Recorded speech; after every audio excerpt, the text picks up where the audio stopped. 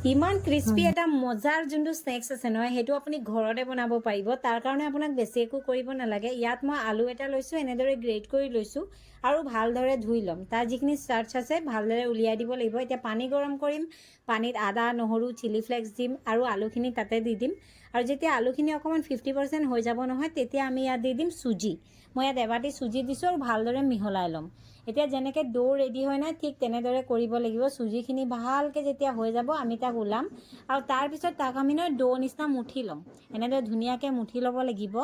লাগিলে অকণমান ঘি বা তেল যদি দিব লগা হয় দি ল'ব পাৰে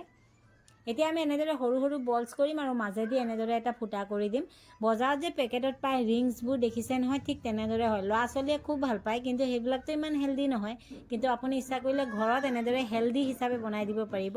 আৰু তাৰ টেষ্টটো বহুত বেছি গুণে ভাল হয় এয়া চাওক একদম ধুনীয়াকৈ আমি ৰঙা ৰঙা হোৱাকৈ ফ্ৰাই কৰি ল'ম আৰু একদম ক্ৰিস্পি হৈ যাব ওপৰৰ লেয়াৰটো মই লাষ্টত দেখাম আপোনাক কিমান বেছি ক্ৰিস্পি হয় আৰু চবতকৈ ভাল বস্তু এইটো আপুনি কেইবাদিনলৈ ষ্ট'ৰো কৰিব পাৰে এয়া চাওক এতিয়া হাজবেণ্ডক দিওঁ তেওঁ খাই চাব এইটো গ'ল মোৰ মুখত মজা ন মজা এক নম্বৰ পুৰা